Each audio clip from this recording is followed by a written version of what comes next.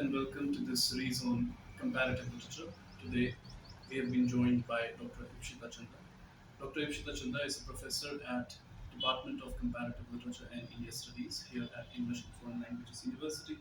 She has also been an ICCR visiting professor of Indian culture at Georgetown University, and she has written extensively in books, journals, and edited volumes, which include Shaping the Discourse, Women's Writing in Bengali periodicals from 1865 to 1947, and Packaging Freedom, Feminism and Popular Culture, which came out in 2003. She is the author of Selfing the City, Single Women Migrant, and Their Lives in Kolkata, 2017. Thank you, ma'am. Thank you so much for your time.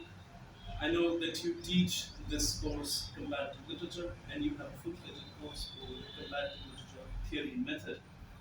But if we could begin with this question, how, what is your definition of comparative literature? How do you teach it, and what's your practice? It's not called theory and method anymore because we start with the preliminary assumption that because comparative literature is not a set of objects, it's not a set of texts, and it is actually understanding the process of textualization through textual practices like reading and writing. So it is the process of textualization that we focus on from the point of view of poetics. And the in the process of textualization, what we are trying to actually look at as far as the cognitive idea of comparison is concerned, comparison as a function of the mind, we do this process of textualization from the perspective of plurality with the aim to engage and understand difference. I would say to engage with and understand difference. So it is entirely practice. And the formation of interpretative frames within which this practice can be looked at. So now we don't call it theory and method anymore. Just we call it practice and perspective. So, yeah, linking it to the next question, what is the pedagogic vision of this comparative literature and India studies here at EFLU? What does And it's a the very whole part thoughtful question because I think the next one is also related to yeah, the fact that how do you look at India studies yeah. in a time when We'll area come to studies that. is going out of fashion. I mean, it has gone out of fashion. So I'll just put these two together. All right. And to start with, I actually like the point of this question because of the word pedagogy. You are actually asking me what I teach. Yeah. And in fact, I think that is, I mean, I appreciate that question because, like I said, what we are trying to teach in this particular program, which is the master's program in comparative literature, is precisely the practices, the textual practices of reading and writing, in order to, or located within a plural perspective in which we are attempting to understand engagement with difference. And India is the area in which we locate this practice. So, in that sense, and let me again say that the master's program is in comparative literature. Yeah. And let me also say that the structure or the name of the department was decided before I came. And Professor Tukul Mukherjee, who is, I mean, I will not say she's closely related with CCL because we know what is the relationship between CCL and Tukul Mukherjee. So she was present at this, amalgamation, comparative literature and India studies. And I was not a member of the faculty at that time. But right from the beginning, I think my colleagues in this department also agreed. And as the external expert, Professor Mukherjee also was of the same opinion that the method and approach, precisely the perspective and the practice of comparative literature, could best be utilized to study Indian literatures, a vast field which we have not even started to touch on the all India level. And also waking So up from the amnesia culture of teaching. I really don't know what this is all about, frankly, because I have been teaching comparative literature for almost 30 years now. Hmm. And the very foundation of comparative literature is waking up from amnesia. So I Yeah, won't say that at the end of exactly. 30 years that is what I'm still doing, sorry. Okay. So what I would rather say is after having woken up from that amnesia, Mm-hmm. it has taken some time to create precisely the perspective and the practice which will enable us to address what the amnesia actually tried to cover. So, this idea of plurality and willing engagement with difference through the textual practices or understanding the textual practices of reading and writing is precisely what we are putting in place of amnesia. So all the existing categories and the existing, well, let me say, theories that we think are going to explain the practice of literature to us, I think have to be reimagined and constructed to address our immediate situation. So we are not looking at area studies from the point of view of area studies at all.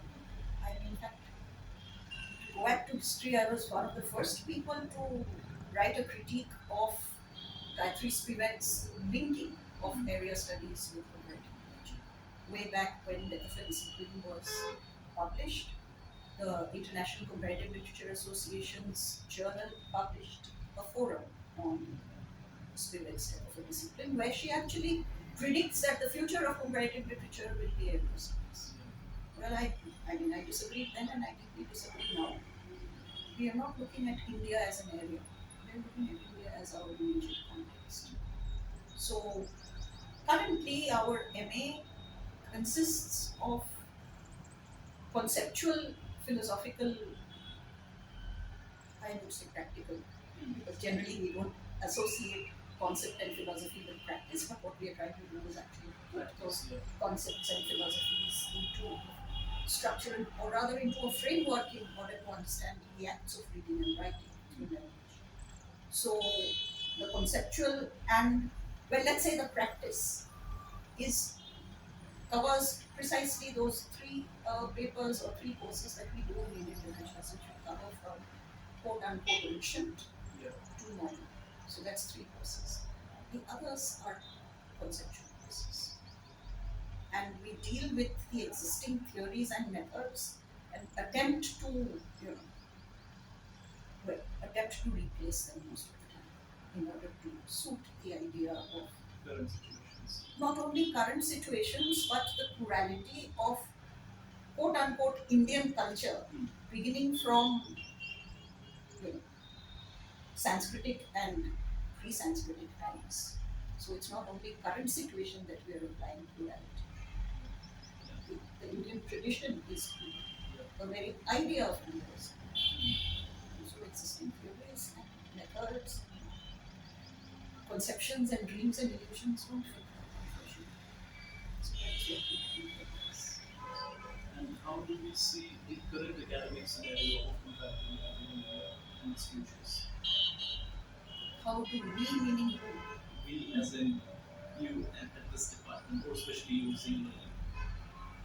No, I don't see anything as we singularly friendly. Because, I mean, and you also have that question at the end, what is FU going to offer? Yeah. So I was going to say there that I actually asked my students because this is not a question that I'm going to ask. Right. I don't have, the comparative literature in three easy doses, shake well before use kind of consumerist approach to the whole thing. Description. So yeah, because you see, when I'm talking, when my the ethics and the ideology of the discipline is relation with alterity. Yeah. Who am I to designate anything? What I am trying to say is that this is the state of things. And the state of things is necessarily to be looked at, which is why we are so interested in the idea of perspective. The state of things can only be understood and conveyed and engaged with from our perspective. And our perspective in India, it may be everywhere, but we're just using India as a test case over here. It is India that dictates, the plurality of India that dictates the practice. So our perspective is necessarily relational. I do not exist without relation to my existence. I am conscious of because you are present to me. And I'm also conscious of the fact that you are not me. Yeah. So, yeah, but I can construct you. You are not me. I can construct you as A or B or C. And you may not be either A or B or C. Yeah? So I willingly engage with you in order firstly to understand who you are. I don't take you for granted. I can't. Yeah? Which is precisely why I can't tell you what I'm offering you. I've told you what we do. Now, what the student gets out of it, I have a few responses. I might read them if you so desire. We'll go to the But question later. if you think in terms of where I see comparative literature, etc., it is what we make of it. The moment we understand that we do not need, except from the point of view of the Eurocentric history of the discipline, Yeah. to convey to our students what happened in the American hour and what happened in the French hour, and etc. And that too, we only stick to the American and the French because that is the only thing that there is in the canon.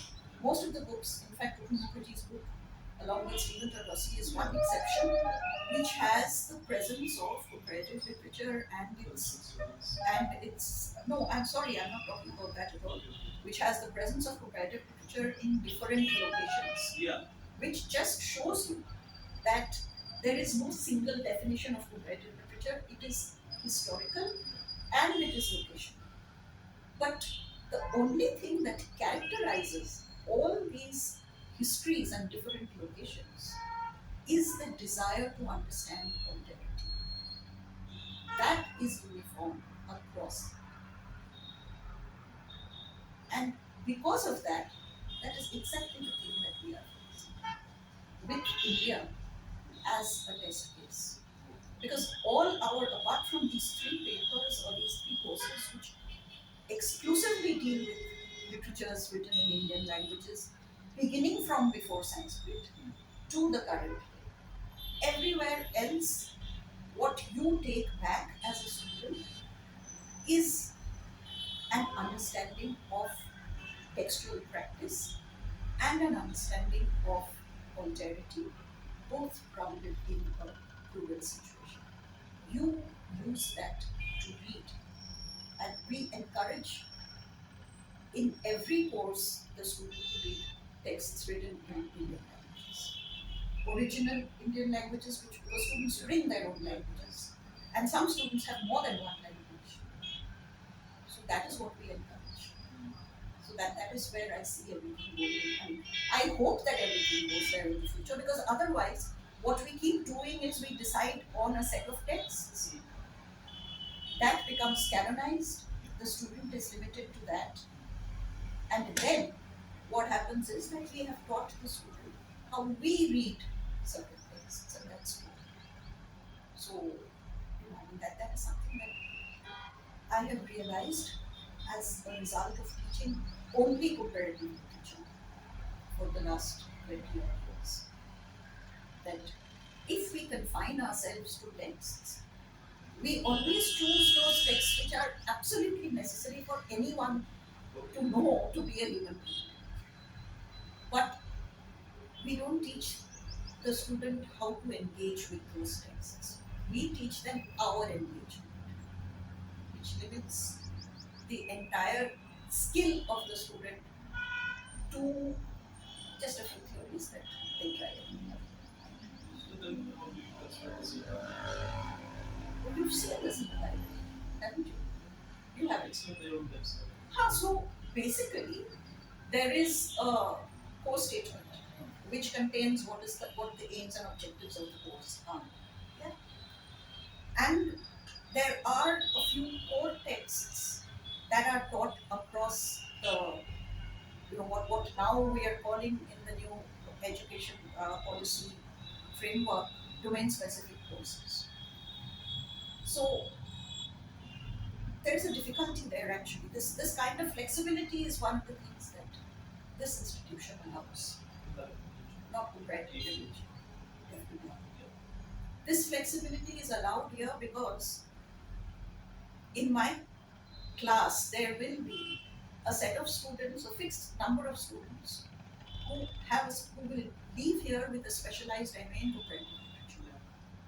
So the texts that they are looking at, primarily the philosophical and the poetics texts that they are looking at in semester one, will be put into use in semester two. They will have to use those concepts in order to select their own assignment texts. Right?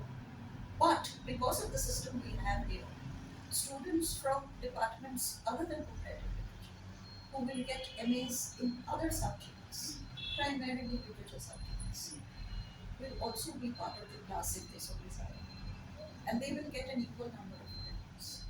So therefore, there are certain texts that I have already taught those people who come back for a specialized MA in comparative literature, which these new people in this particular semester who come from other departments have no access to, which is why we do not have a fixed list.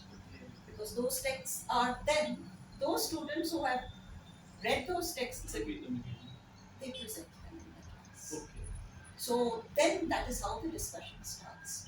So there is, and I don't want to keep that fixed because there is a set of texts that every student who takes even one course of comparative literature leaves with. Any course. And those texts are presented simultaneously or chronologically by the students who have a specialized MA in comparative literature who will get, because they are using them again and again for their own reading. So that is the reason we don't have a fixed syllabi. But there is a list of texts, like I say, and these are philosophical and poetic texts. They are generally meant to explain the idea of language, plurality, alterity, and difference, and literature. These are the core concepts that we relate. And when we relate them, the other important area that we need to understand philosophically is ethics. So any course you take within a corpus of about 10 texts, you will be forced to read. Okay, then it is up to you. Because the assignments that you do, 2 or 3, are up to you to choose. Because you see, what happens is people choose texts and then we discuss why they have chosen these, how they fit into, whether it is difference that they are trying to project, what kind of difference, whether it is alterity, the idea of otherness, whatever existential category characterizes the experience of that text to you as a reader, that is what you choose to engage with. So it's up to you. But then you need to justify to me why you're doing this. So you will inevitably end up having at least one presentation before you write. So you have feedback. So this, I mean, if you think of the future of pedagogy, that is the ideal situation possible here because of this cross fertilization that occurs, because of the flexibility in choice and the flexibility in, and the flexibility, not only the flexibility but the innovation which is characteristic of this place regarding testing, regarding examination. Yeah. Because there are a lot of methods that people in the materials and the testing departments keep trying out because they're looking at language and literature testing. So it is a very productive thing that way. These are things which I don't think that it's possible to access nowadays. Yeah. So this hopefully will be the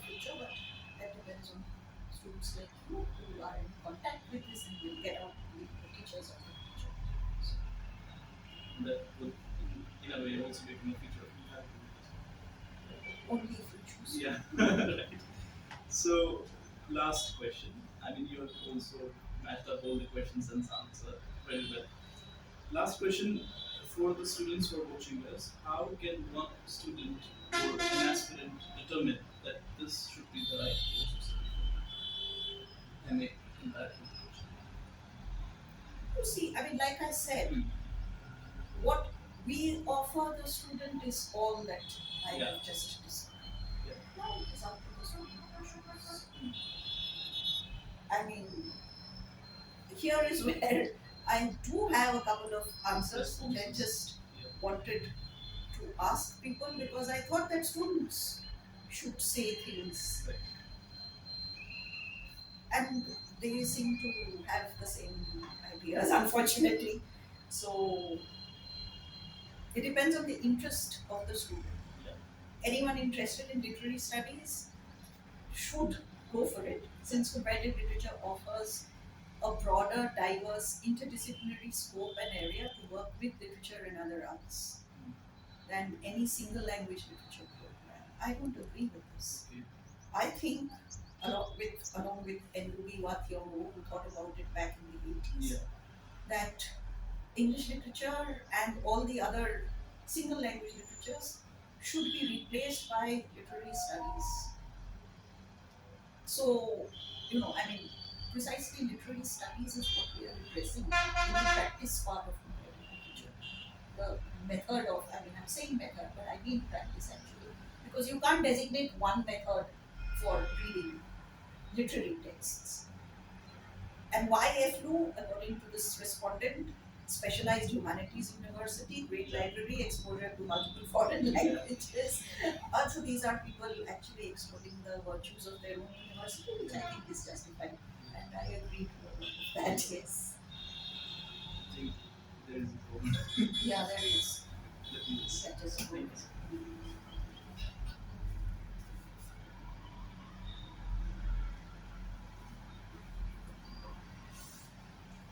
Thank you so much, ma'am, for your time and your responses. It would for sure clear so many things for so many aspirants out there. I certainly hope so. Yeah. That's the whole That's the idea. goal of this project. That's the goal of this project. Yes. Thank you so much.